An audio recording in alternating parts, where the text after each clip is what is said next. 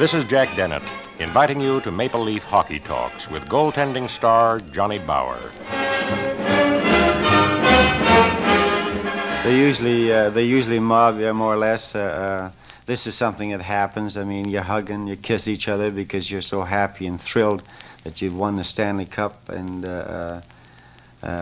it's so hard really to explain. The game's all over and you won it, and you go in there and you have your drink of champagne out of the Stanley Cup, which is something I know that every boy would someday like to drink out of that Stanley Cup.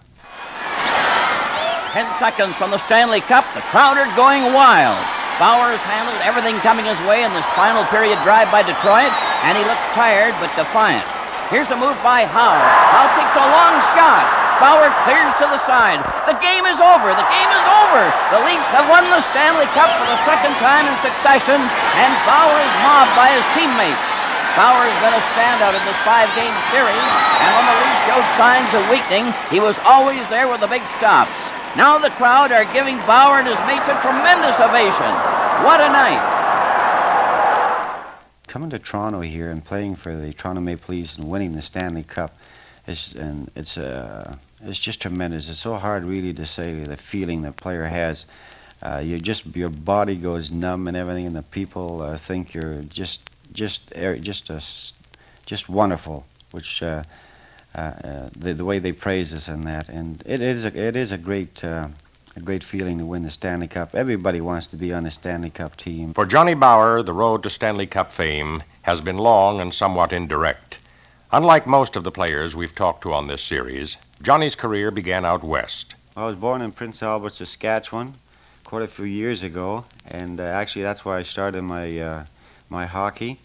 As a boy, naturally, I started playing from Pee-wee and worked my way up to midget hockey, and from then on I went to had a juvenile. I played there for a while, for a couple of years, and then moved up to junior hockey. And from then I had an opportunity to sign a tryout agreement with the Cleveland Barons of the American Hockey League. We won the Calder Cup. Out of the 10 years I was there, we won it in 8. One of the highlights of those early years was his first call to the major leagues. I had one big exciting moment when the New York Ranger drafted me, and I was there one full season, and after that they didn't want me anymore, and I went back to Providence, Rhode Island, and I stayed there for a couple of more years, and then back to my old stamping grounds in Cleveland. And then I figured, well, my National League career was over. But any plans for settling down in Cleveland were short-lived. Just when he thought it was over, his National League career was about to begin. And all of a sudden, Bob Davidson came down one day and talked to me and asked me how I think of playing for the Toronto Maple Leafs. And I thought at that stage, in my age, I said I didn't think I could help the Maple Leafs. And he said, we're very desperate, so I didn't really want to go because I didn't think I was good enough.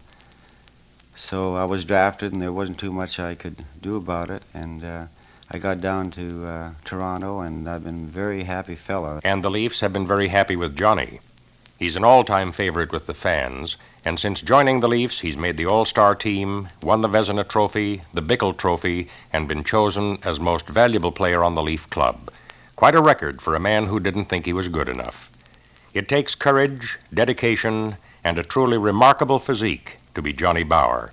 Foster Hewitt, the man who's seen them all come and go, shares the sports world's amazement. There have been many great goalkeepers, but I think Johnny Bower rates up there with the very best. Not only does he have an amazing durability, but also terrific reflexes for a man of an unknown age.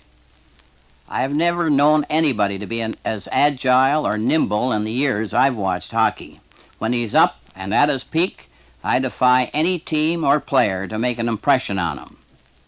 If you can forget his age, and nobody knows it, you would almost think he's in the junior class.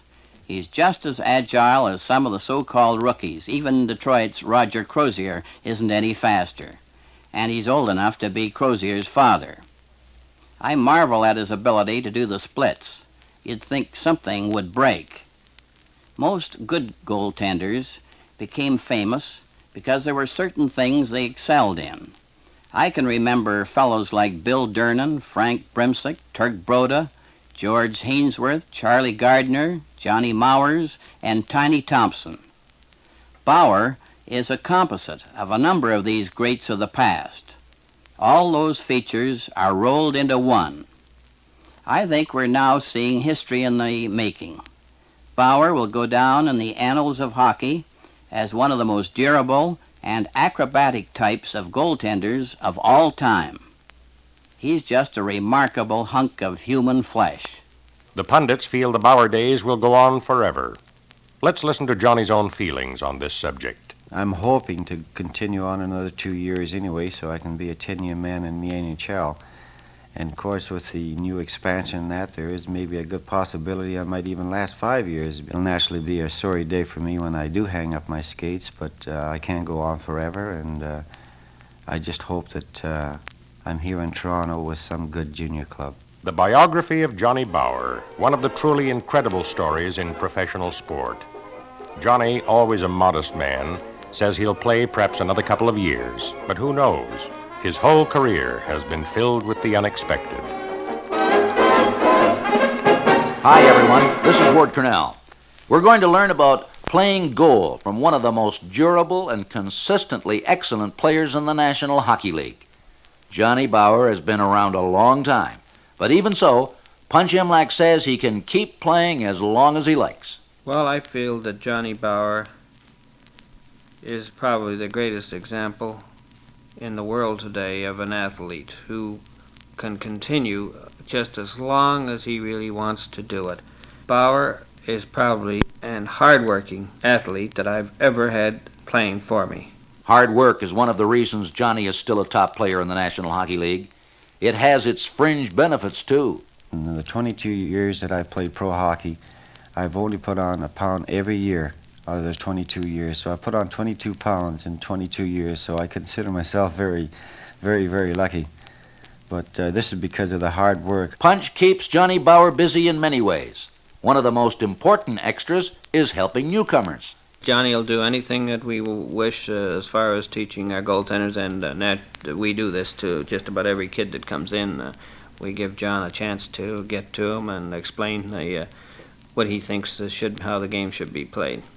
A player coming down one wing, let's say the right wing, and if you vague idea, leave your post and we'll skate out real slow. Of course, you've got to study the fellow that's coming down too. There may be 2-on-1 break, but no matter whether there's 2-on-1 breaks, you have to follow the man with a puck all the time. And if he is coming down, you skate out a little ways, you keep skating till his angle is cut off. But watch the short side so he doesn't get in the short side, and he has you have a better chance of him shooting and missing the net on the far side than you would have him giving him about 3 feet in the short side and hoping you're going to move there and you'll get it, because these fellas in the NHL are pretty sharp and they can thread a needle. So you just can't give them anything. You got to play your post and skate right out and cut off the angle. You have a better chance of stopping your second shot by standing on your feet. As Punch always mentioned, stand up, stand up, stand up. This is a big thing. Johnny also has plenty of basic advice for you youngsters just beginning to play goal. To be a goaltender, I feel you want to stay in one position. Once you put those pads on, there's going to be your good days and bad days, and you got to get used to it. For a lot of young goalkeepers I see, they are stand-up goalkeepers, and they have a lie of about 11, which is wrong for them, because the goaltender that crouches a lot should have a lower lie, and a goaltender that stands up more, like Gump, more or less, he has a higher lie. I believe he uses about a 14. So I would suggest watch the way your stance is. I mean, if it's a low stance, fine. You use a lower stick. If it's a higher stance, you stand up more, then you use a higher lie. Your stick is important, and don't take your skates for granted either. You'll find a big difference in goal skates and tube skates. They're a lot lower in the ice for one thing, and you have to get used to them, and you can't turn the corners in goal skates as you can in tubes. The goaltender skates are much easier to slide from one side of the net to the other, where tube skates are very difficult. So if you want to start now, you might as well start with a pair of goal skates and good equipment. You've seen Johnny play, and you know he plays out of the net almost as much as in it. That means a goaltender has to know how to skate. I think he's got to be a skater. He's got to be, try and be just as good as his forward or defense. This is a big thing because a lot of times you might have to go out of your net to clear a puck, and if you're a slow skater, you're going to look very funny being caught out of your net. And if you're a pretty fast skater, at least you get a chance to get to the puck before the opposing player and shoot it out of your own zone. Another thing is, which I do a lot, or Punch makes me do a lot, is I take my stick and lay it on top of the goal net, and he lines up about 40 pucks, and he gets 2 players, one in each end, and they just fire in rapid fire. And this helps build your reflexes. This makes you slide from one side of the net to the other side of the net. Don't worry about the rebound or anything, just as long as you can stop the puck and learn how to cut off the angles. Listen now as Johnny sums up his 3 broad suggestions to goalies. Hard work is a big thing in goalkeeping. Confidence is another one. And always talk to your teammates while you're out there, and they'll always talk back to you, because you play as a team. You don't play for yourself. You play as a whole unit, and this is where you win hockey games. This is the way you win hockey games. When Johnny Bauer says it, you'd better believe it. Now here's Punch Imlach with the final word on Johnny's great contribution to the Maple Leaf team. He has the greatest attitude of anybody. Every time a fellow shoots the puck at the net, Johnny wants to stop him. Practice, game, doesn't make any difference. Fooling around, it's the same thing. He's a competitor, and one of the best competitors there is. Bauer is the type of goaltender that cuts the angles, and he plays he doesn't give you the short side. He plays everything right down the aisle the best way. Other goaltenders, some of them fall, others will give you the short side, and then there's other ones again that will try to outguess you. Naturally, I think Bauer's style is the best there is. On behalf of Johnny Bauer, Punch Imlach, Foster Hewitt, and Jack Dennett, this is Ward Cornell to say we hope that you are enjoying Maple Leaf Hockey Talks as much as we enjoy bringing them to you.